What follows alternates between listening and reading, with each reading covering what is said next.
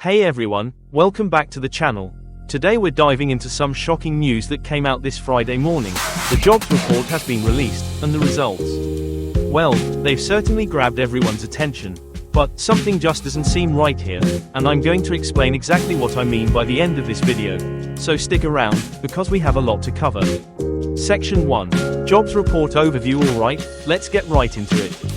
The US Bureau of Labor Statistics, or BLS, released their official report for the month of September.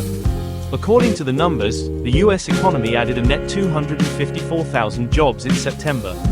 The unemployment rate also saw a slight improvement, moving from 4.2% down to 4.1%. That's a pretty big deal.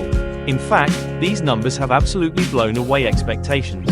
Economists were predicting around 150,000 new jobs, but as we can see, the actual figure was much higher.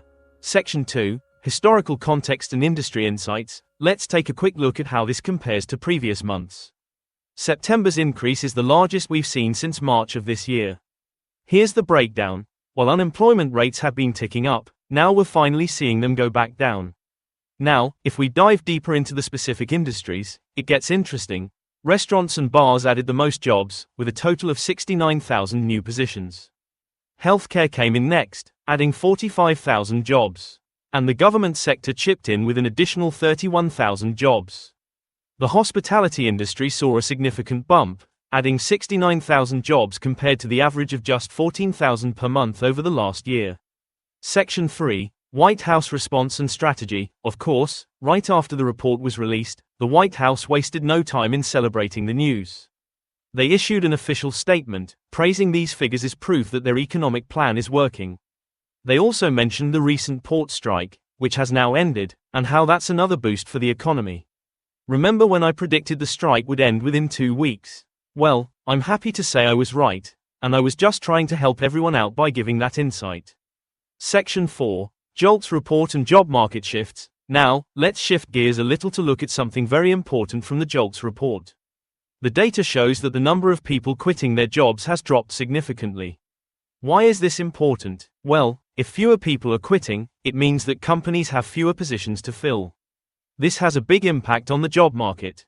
If you're currently on the hunt for a higher paying job or looking to make a lateral move, you've probably noticed it's not as easy as it was a few months ago. Employers are no longer competing as hard for workers, which means those big pay bumps you might have been expecting. Yeah, they're a lot less common now. The employers have regained the upper hand, and if you're actively job searching, you're probably already feeling this shift. Section 5. My opinion, something isn't adding up. Alright, so now it's time for me to give my take on this jobs report. Yes, adding 254,000 jobs is definitely a solid number, but here's the thing. I can almost guarantee that the government will make revisions to this figure later, and it's likely to be revised downward. Now, think about the Federal Reserve for a second. They've been cutting interest rates, and the reason they're doing this is their fear of a weakening labor market. But here's the contradiction. This report clearly does not show a weakening labor market. Lean in. Here's where it doesn't add up. At their last meeting, the Fed made a big interest rate cut, reducing rates by 0.5%. Now, they could have chosen to cut rates by just 0.25%, but they went with the larger cut. So here's the question. Who's wrong? Is it the government data that's wrong? Or was the Federal Reserve wrong in making that bigger cut? One of these two is definitely off, and if the economy really did add 254,000 jobs, the Federal Reserve should not be cutting rates. Something just doesn't add up, and I'm curious what you all think. Let me know your thoughts down in the comments. Do you think the government's data is off, or did the Federal Reserve jump the gun with their rate cut? I'd love to hear what you have to say. And before you go, make sure to subscribe to the channel if you haven't already. Your support means a lot to me. Thanks for watching, and I'll see you in the next one. Outro music fades in. Have a great day and take care.